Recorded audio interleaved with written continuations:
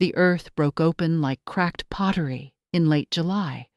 Across the high plains, the ground split into geometric patterns, each fissure dry as bone. The grass turned gray and then white, then crumbled into nothing.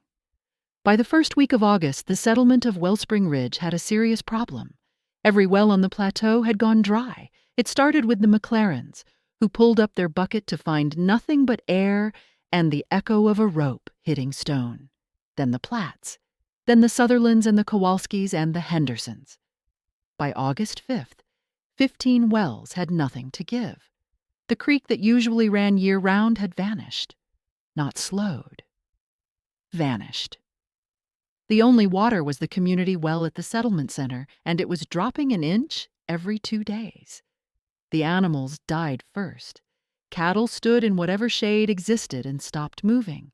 Chickens lay with beaks open, too hot to peck.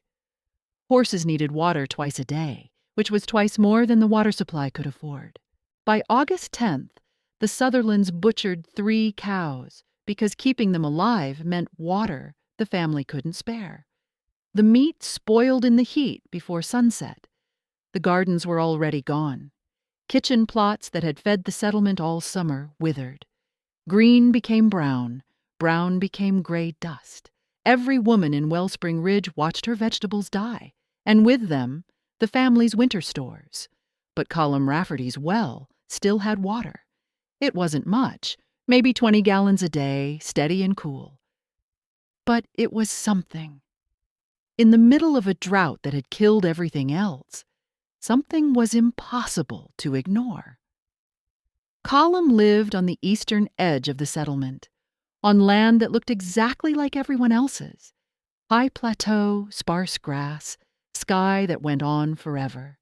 His homestead was modest, a house his father had helped him build, whitewashed and keeping, a small barn, a shed for tools, a kitchen garden that was brown like everyone's kitchen garden, and a well that kept flowing when reason said it shouldn't. He was a quiet man. Colm was. 54 years old and built like someone who'd spent those years doing real work. His hands were calloused from honest labor, stonework, carpentry, digging, fixing. His face was weathered brown, creased from squinting in sun. He had sharp blue eyes that noticed things. Reddish-brown hair going gray at the temples, usually too long and darkened by sweat. His wife, Bess, was standing in what used to be their kitchen garden, looking at the dead plants. Her hands hung at her sides.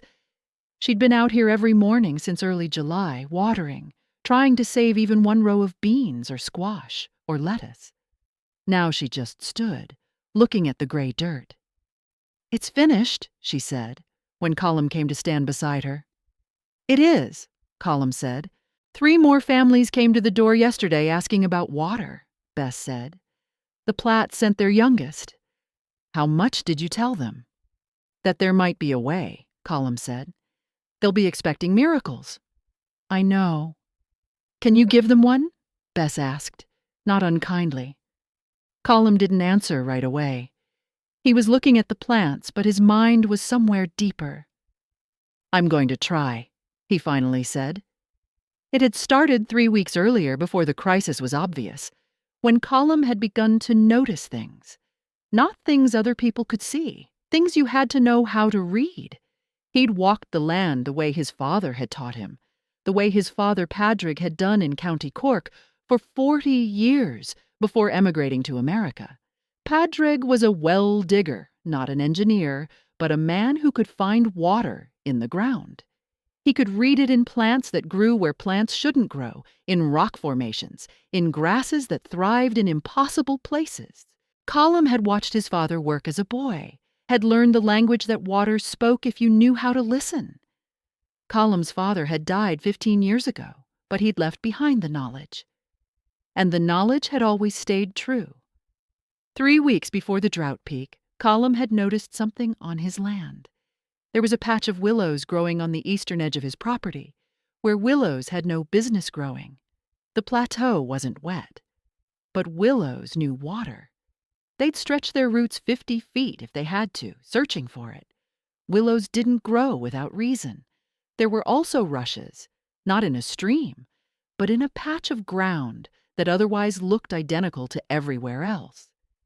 And a specific grass, the kind that Padraig had called water grass, the kind that came up where the earth held hidden moisture. Colm had studied the rock formation along the hillside, the way the stone layers were angled. He'd looked at where a spring bled from the hill below his property. Tiny, almost too small to notice, but it was there.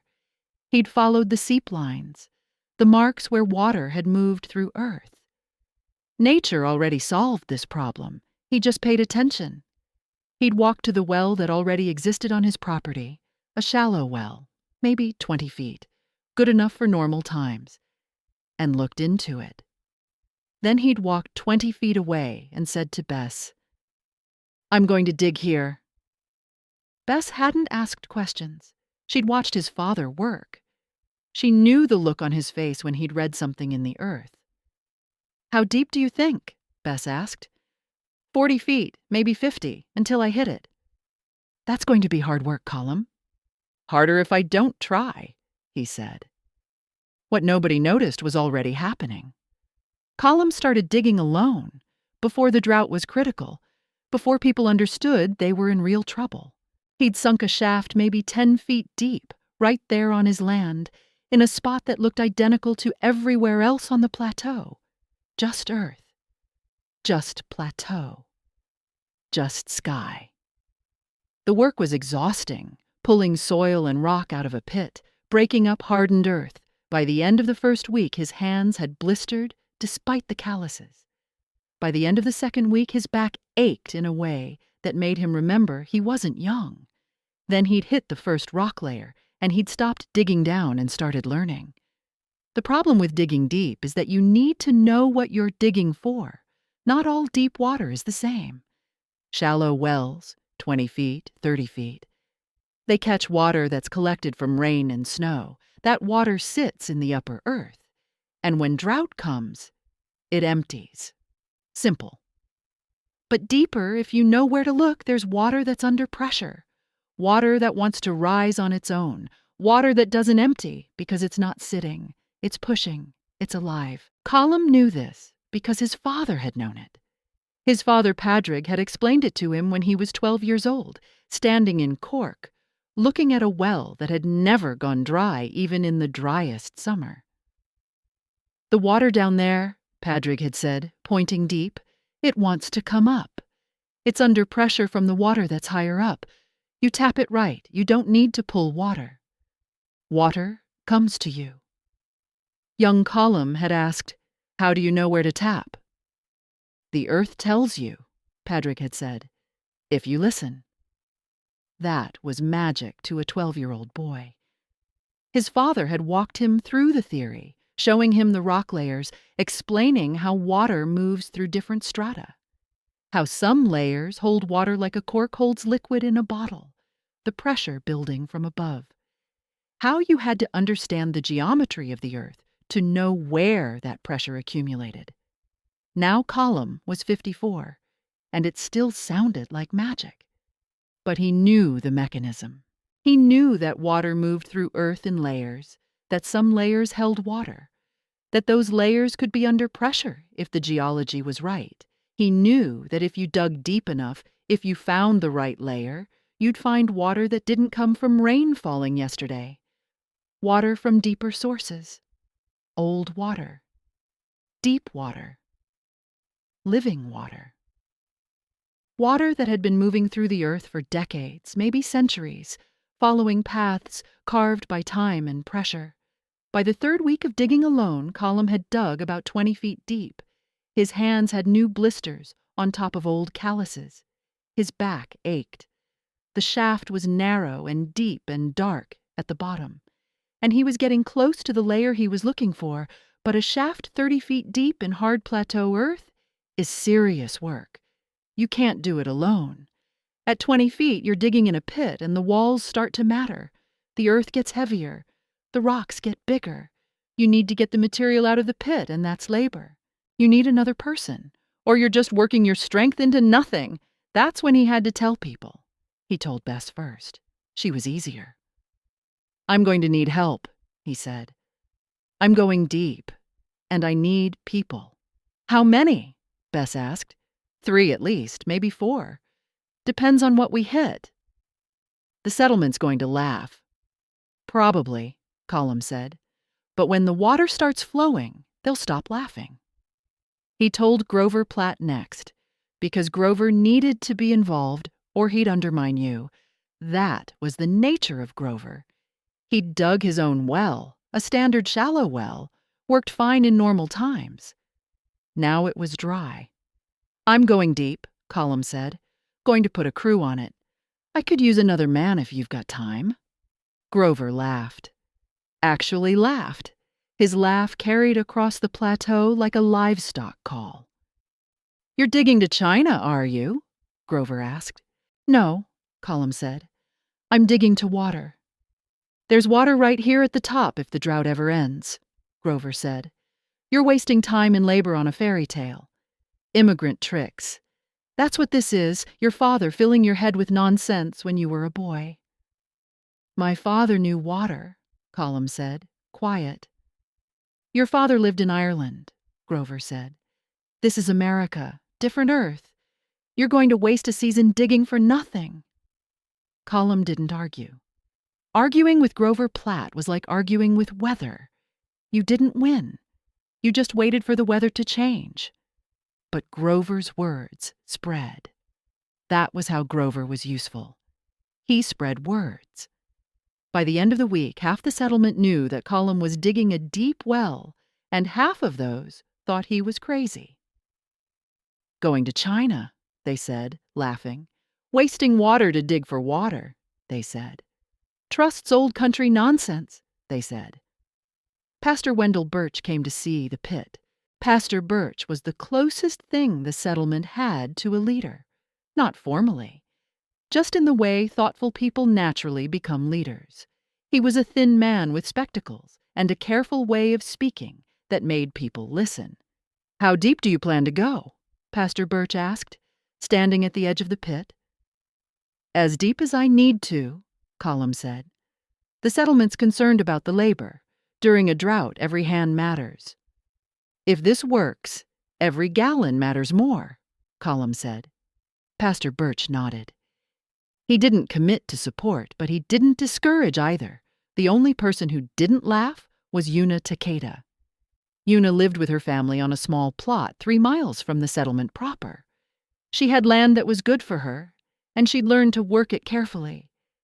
She was quiet in the way of people who have to be careful. Her family had been in America 2 generations, but that didn't matter. They were still treated like outsiders. Una had learned not to expect kindness from the settlement, but she'd learned to be useful. And that bought a kind of respect that kindness couldn't. Una had come to watch Colm dig one afternoon in mid-July. She'd just shown up, dressed in work clothes despite the heat, and she'd stood at the edge of the pit and looked down. Then she'd looked at Colm. "You're looking for pressure water," she'd said. Colm had stopped digging. He'd looked at her, surprised. "Yes," he said. "My great-grandfather was a water worker in Japan," Una said. "Rice farmers have to understand pressure water, have to understand stone lining, have to know how to build a well that won't collapse when you go deep. I know this work." "You'd work with me?" Colm asked. "Yes," Una said simply. "My family understands what you're doing. We've done this for generations." And just like that, Colm had another worker. Una came the next day with her youngest son, a boy of 16, and between the 3 of them, Colm, Una, and the boy, whose name was Kenji, the digging accelerated. But accelerated also meant dangerous. They worked in shifts, rotating who was in the pit and who was hauling buckets of earth up and out. The work was relentless, digging, breaking rock, filling buckets, hauling, emptying, returning to dig again. Sweat soaked through clothes within minutes. The sun pressed down. The well walls became slick with moisture that came from broken earth and human effort. The deeper they went, the more dangerous it became. At 25 feet, small rocks started falling from the walls. Nothing serious, just reminders that gravity was always working.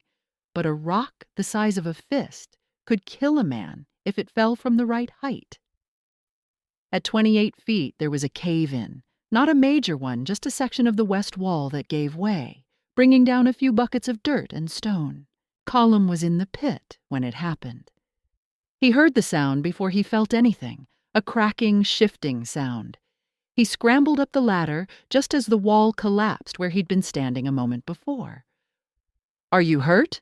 Una called down from the surface. "No," Colm said, breathing hard. "We need the stone lining." At 30 feet, the walls of the shaft started to matter in serious ways. You can dig straight down in good soil, but at 30 feet, the weight of the earth above starts to press. The sides of the pit start to push inward. The deeper you go, the more the earth wants to come down.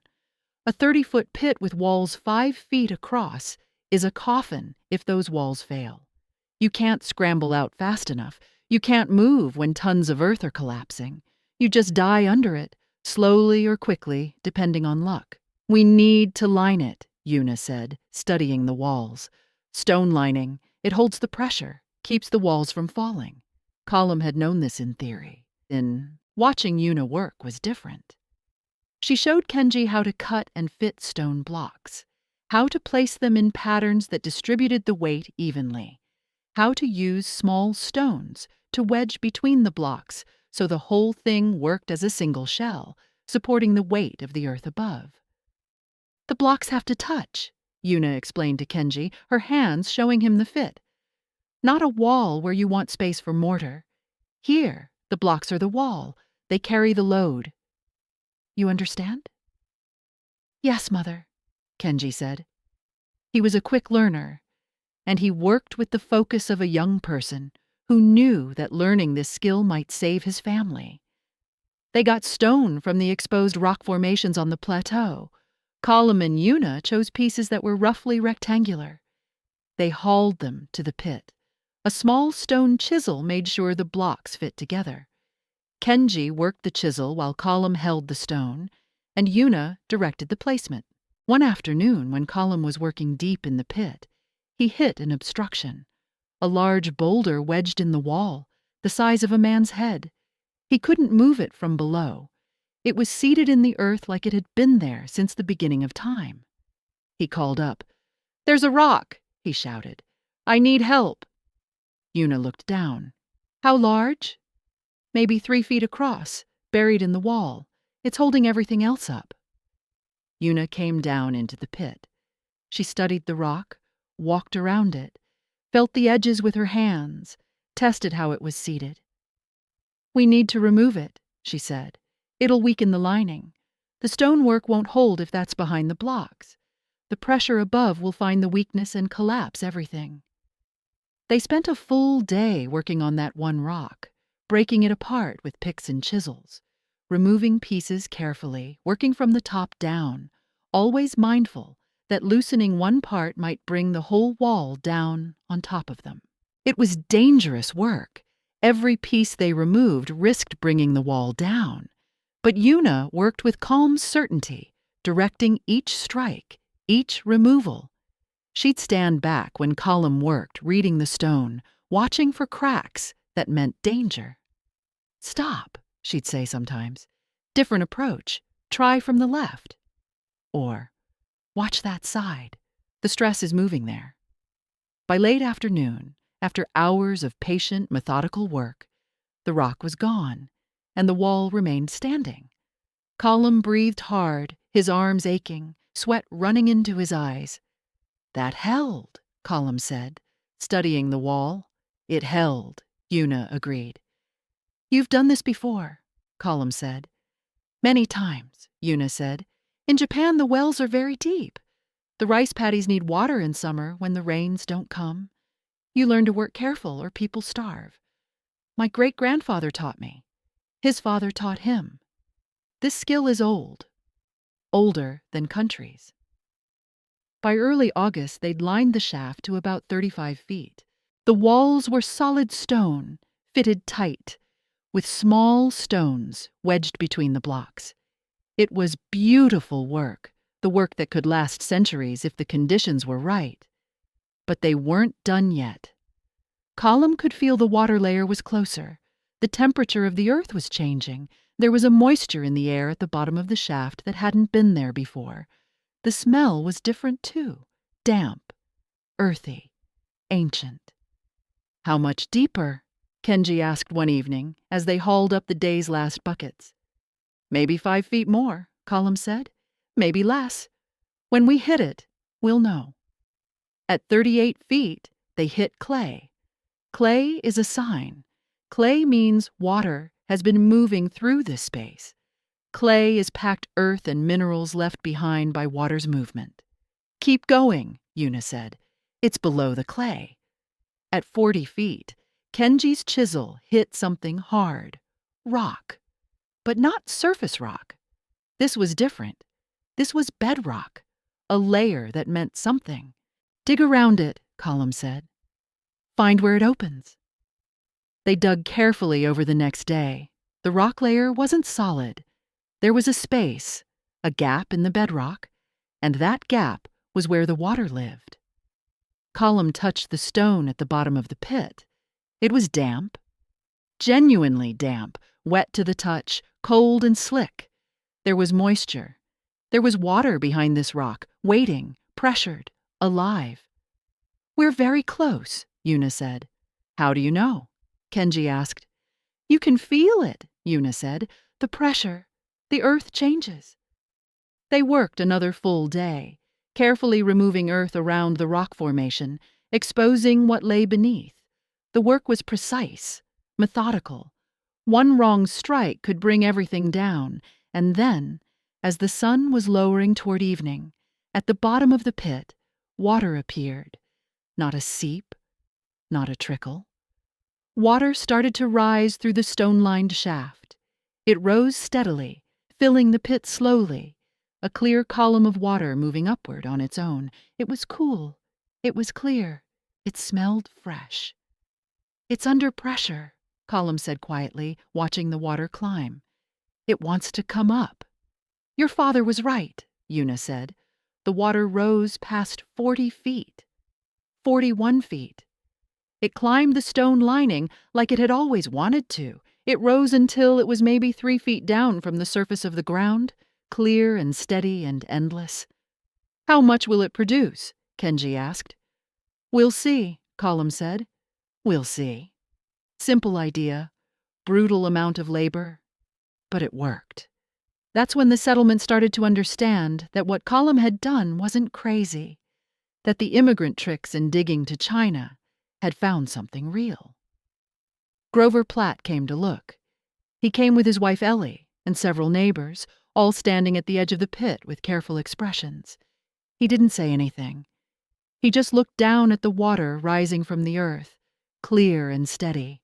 "It'll keep flowing," Colm said, walking over to him. "The pressure from deeper water keeps this moving up. You don't pull it. It comes on its own." Grover nodded slowly. Then he looked at Colm, and his expression was complex. Pride fighting with acknowledgement. "I misspoke earlier," Grover said. "About the Irish tricks, I was wrong." "You were skeptical," Colm said. "That's fair." "How many gallons?" Grover asked. "Maybe 20 a day, could be more, could be less. Won't know till the pressure settles." Grover nodded again. He turned to the others who'd come with him.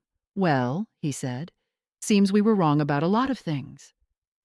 Pastor Birch organized a community gathering 3 days after the water rose, when the well had settled and was producing steadily. Most of the settlement came. They stood at a distance from the pit, observing the water, the stone lining, the shaft that descended into earth. "This well," Pastor Birch said, speaking clearly so everyone could hear, was dug by Colm Rafferty, using knowledge his father taught him.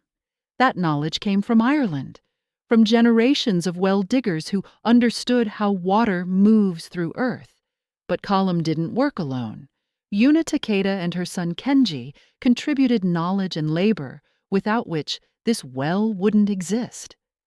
That knowledge came from Japan, from generations of rice farmers who understood pressure water and stonework. That knowledge sat in the ground under our feet, waiting to be read. Colm read it the way his father taught him. Una recognized it because her family knows the same language.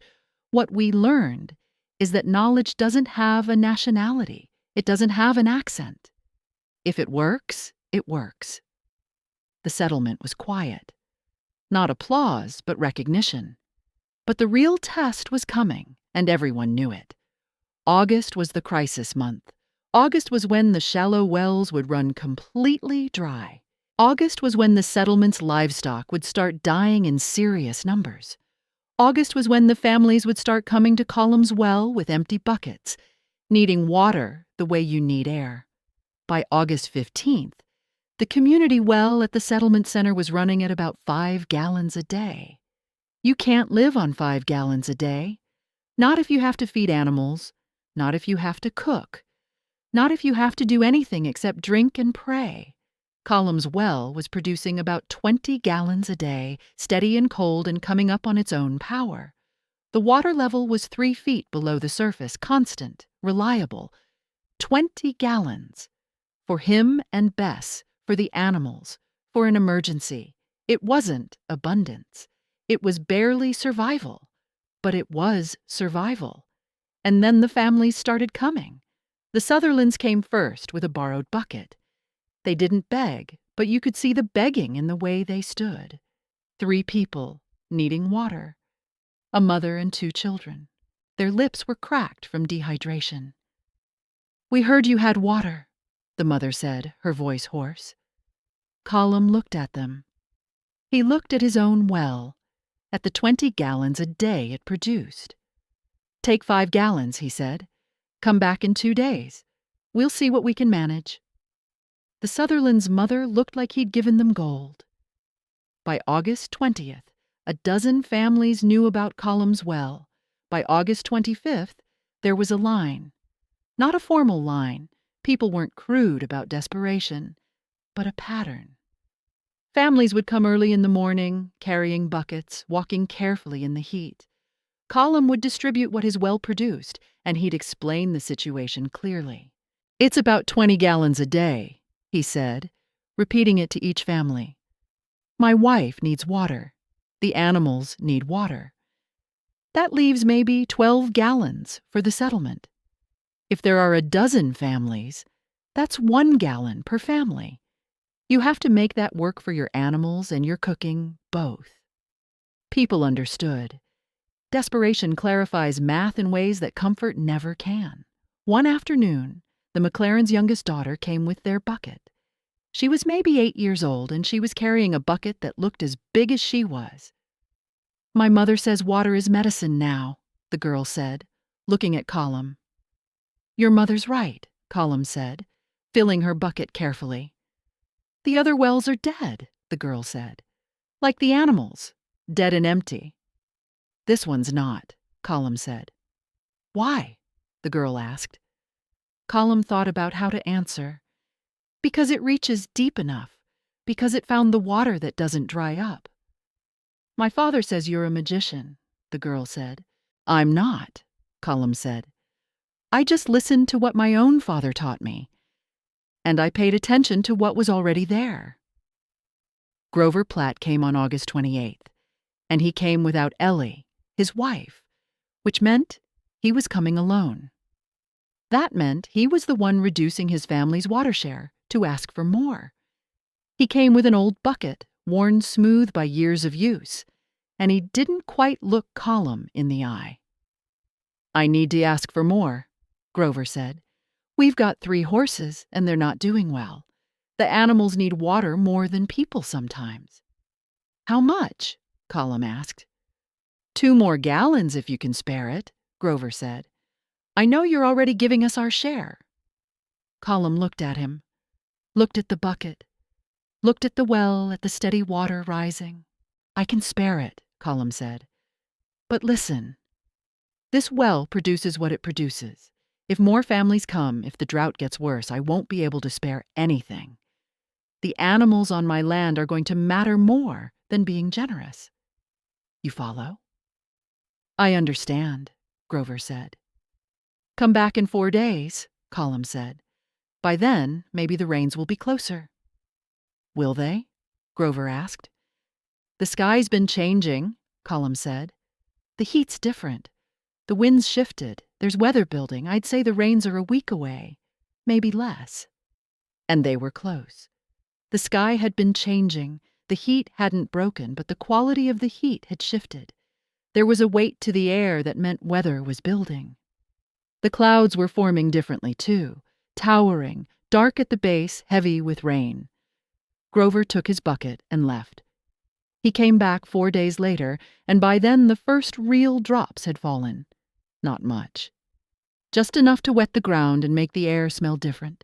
That smell, wet earth, moisture, changed everything. Within 3 days, the rain had come steady. Not torrential, just steady. The way high plains rain came, quiet and deep. The wells started to recover. The settlement wells that had been empty started to seep, then flow.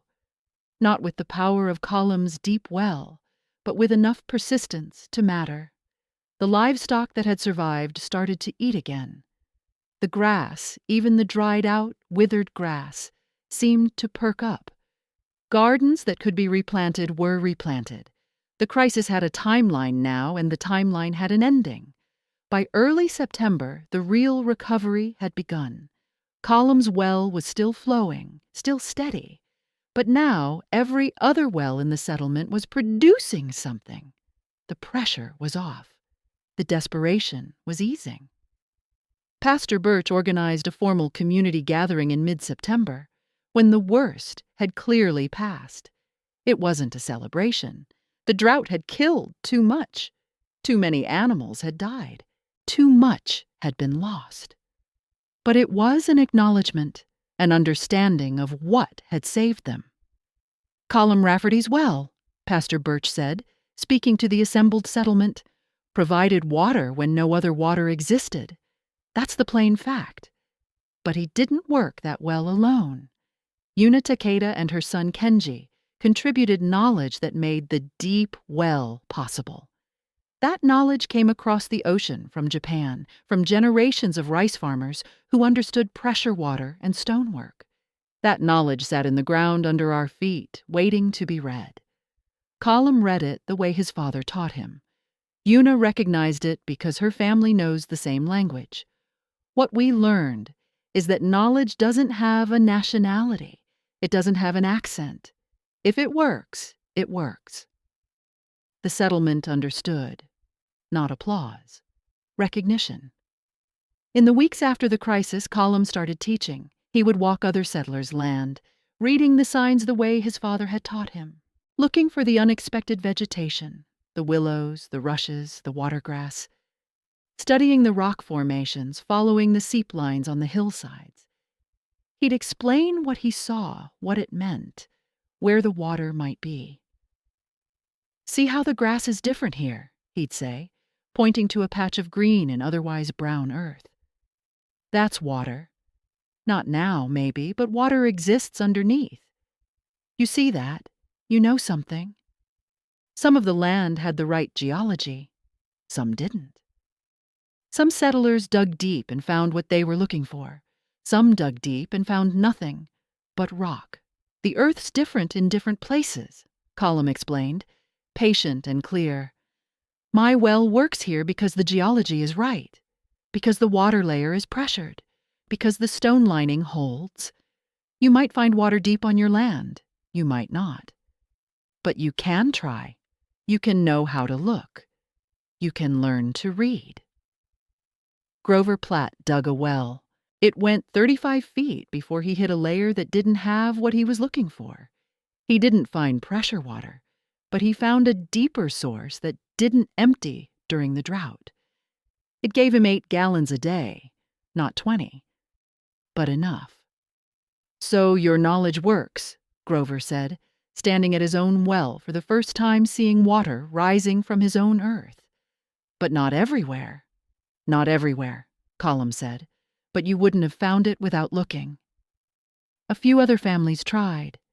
The Kowalskis dug and found nothing but rock at 30 feet, then 40, then 50. They hit bedrock and couldn't go deeper. But they learned something too. They learned what defeat looked like, and that knowing what doesn't work is a kind of knowing.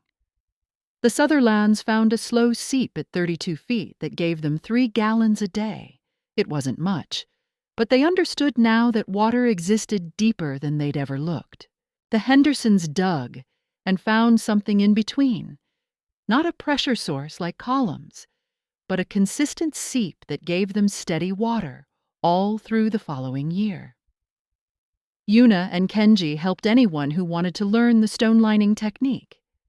They walked settlers through every step, showing them how to fit blocks, how to test the stability, how to know when the work was solid. The knowledge spreads, Una told Colm one afternoon as they watched settlers working on their own wells, some successful, some still searching. That's the important part. It belongs to everyone now. Kenji will teach his children. Others will teach their families. Do you think it'll last? Colm asked. If people keep teaching it, yes, Una said. If they forget, then no. Knowledge is like water. You have to keep it moving or it stagnates. A young settler named Beckett came over. He was working on his own well 2 miles from Colm's, digging down 30 feet without finding anything yet. How do you know where to dig? Beckett asked. I mean, how do you know if the water's there? You read the signs, Colm said. The plants, the rocks. You study how the land is shaped. But what if you're wrong? Then you dig a dry well, Colm said, and you learn something about your land. You don't lose anything but labor. I've lost labor, Beckett said. 3 weeks of it. But you've learned where the water isn't, Una said. That's valuable. That tells you where to look next. By late October, Beckett hit water. Not deep pressure water, but a reliable seep at 38 feet. He came to tell Colm about it, his face bright with relief. It's 3 gallons a day at least, Beckett said. My family can survive on that. We can farm again next year. Will you teach others? Colm asked. Yes, Beckett said, if they want to learn. And that was how the knowledge spread. Not from lectures or grand gestures, but from one person showing another where to look, and others seeing the results and trying themselves. From people learning that they had power in the ground beneath their feet, if they knew how to read it. By November, when the autumn rains had fully come and the crisis was clearly past, Colm's well had become something else. It wasn't a miracle. It was a landmark. It was a place where the settlement understood something about themselves. That they could face a crisis if they had knowledge and labor and willingness to trust something older than the settled times they lived in. Una's family became less suspicious to the settlement.